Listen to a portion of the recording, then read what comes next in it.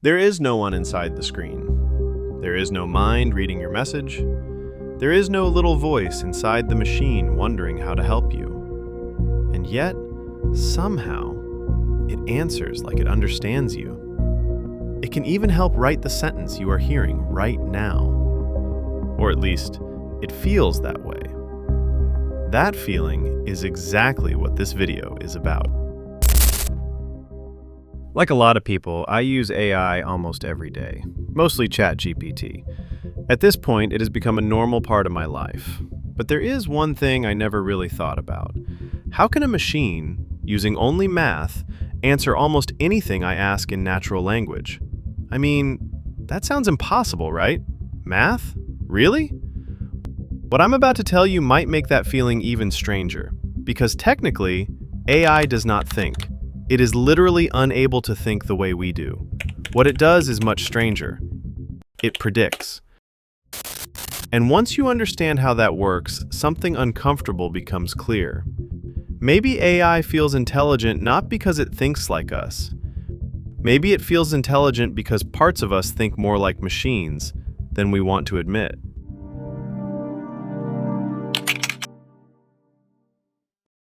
Let me start with a simple test. Fill in the blank. The sky is... What did you think of? Maybe beautiful, maybe sunny, maybe cloudy.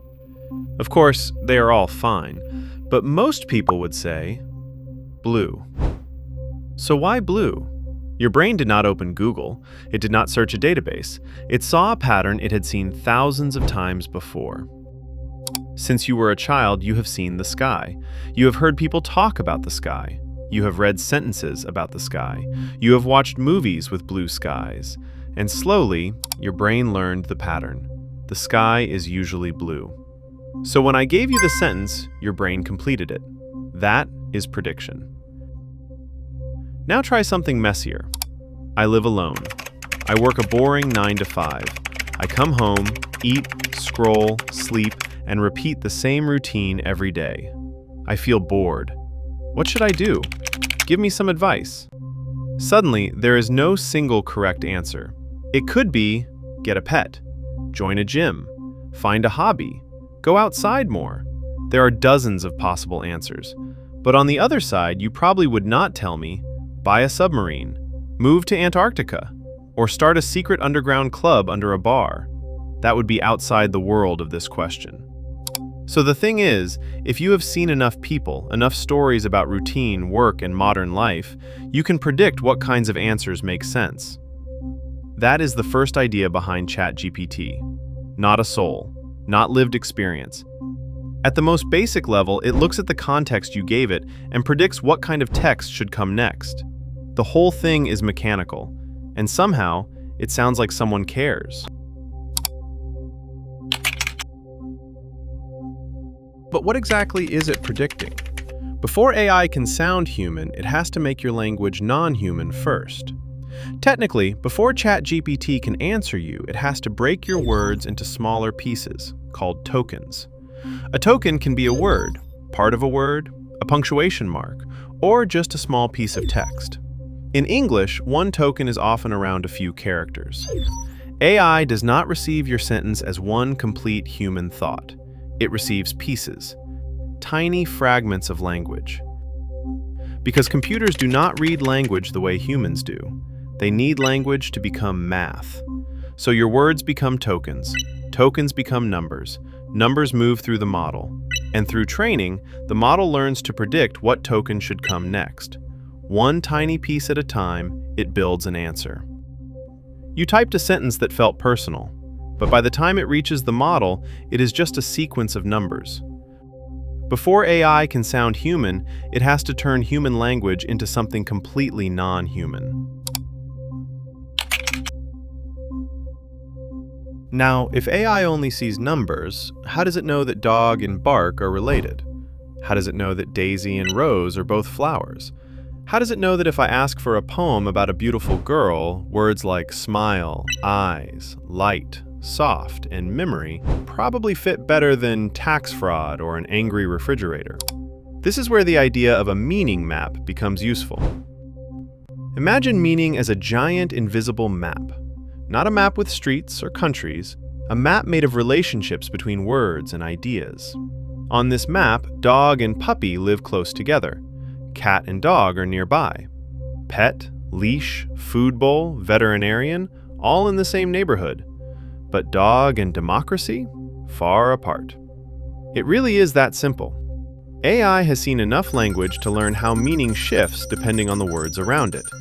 And when I say enough language, I mean more language than any human could read in a lifetime. Books, websites, code, news articles, public documents, social media posts. Not every private thought, not every hidden file, but an enormous ocean of human language in the digital world. And inside that ocean, the model learns relationships. It sees that doctor often appears near hospital, patient, diagnosis, medicine. It sees that breakup often appears near sadness, loneliness, healing, moving on. It sees that factory often appears near machines, shifts, noise, metal, routine. This is why the meaning map feels so powerful. It is mapping the patterns of how humans talk about the world. In technical language, this is connected to something called vector space, but you do not need to remember that term. Just remember this. The machine turns meaning into math. And in that mathematical space, ideas that are similar tend to live closer together. The machine never lived in the world. It learned from the traces humans left behind in language. So let's talk more about context. As far as I can tell, this is one of the most powerful ideas in the AI era. Context changes everything. Remember the blank? The sky is... Now add context. After the explosion, the sky is... Blue does not feel right anymore. Maybe black. Orange. Burning. In a Van Gogh painting, the sky is... Now maybe... Swirling. Alive. Dreamlike. On Mars, the sky is... Same blank. Completely different world. ChatGPT is not predicting an empty space. It predicts based on the world your prompt creates. Now go back to the poem example. If I ask, write a poem about a beautiful girl, the model may move toward words like soft, bright, smile, eyes, light. But let me add one detail. Write a poem about a beautiful girl in the 1950s. Immediately, the world changes.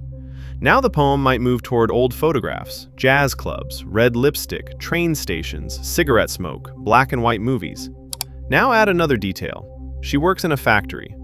Now the words change again. Same girl, same poem. But now the meaning is not just beautiful, it becomes more specific, more human, more cinematic. This is why context matters so much, because the model has seen the same words appear in millions of different worlds. And the moment you change the context, the model starts pulling from a different region of its meaning map. If your prompt is vague, the answer becomes generic. If your prompt is clear, the answer has direction. Bad prompts do not just confuse AI. They give AI the wrong reality.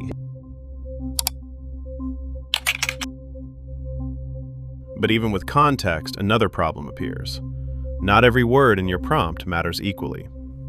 Imagine you ask, write a birthday message for my boss. Make it warm, professional, and under 50 words.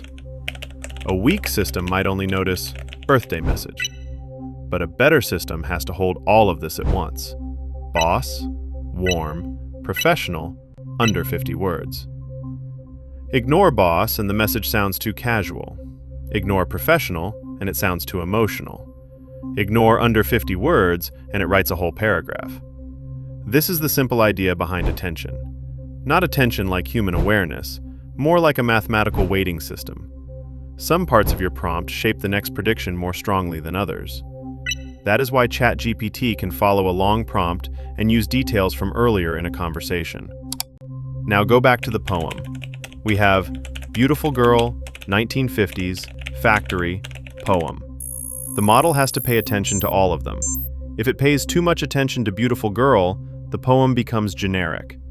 If it balances 1950s, factory, and poem, the answer becomes more specific. Old photographs, machines, tired hands, rhythm, memory. That is why one small missing detail can change the entire answer. It does not feel, it weighs. Now combine this everything. Words become tokens. Tokens become numbers. Similar ideas live close together. Context shapes the prediction. Attention decides what matters most. Then the model generates the answer one piece at a time. One token leads to the next, then the next, until a complete answer appears. Clean, logical, and sometimes dangerously convincing. And by the time it answers you, it is not pulling from one memory or one article. It is drawing from patterns learned across an ocean of human language. That is why it can sound like almost anything. A doctor, a teacher, a programmer, a screenwriter, a strict boss, a soft friend, a weirdly calm version of yourself at 2 a.m. Of course, it is not actually any of those people. It has not lived those lives. It has not suffered, loved, failed, or waited for someone to text back. But it has seen how humans write about those things. It has learned the shape of our language. So when you give it a prompt, it mathematically predicts an answer based on every token, every word, every clue you type. At a small scale, with limited data, prediction feels stupid. At massive scale, prediction starts to look like thought. That is the illusion. Not a fake illusion, like a cheap magic trick. An illusion created by complexity. A machine that does not understand life can still produce sentences that feel like they came from something that does.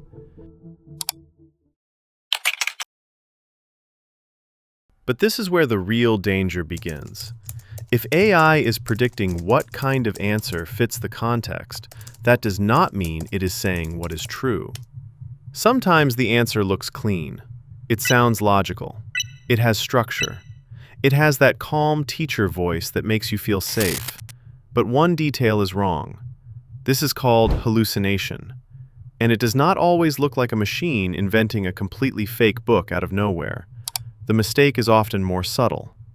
Give it a long document and it may summarize most of it correctly, but miss one important exception.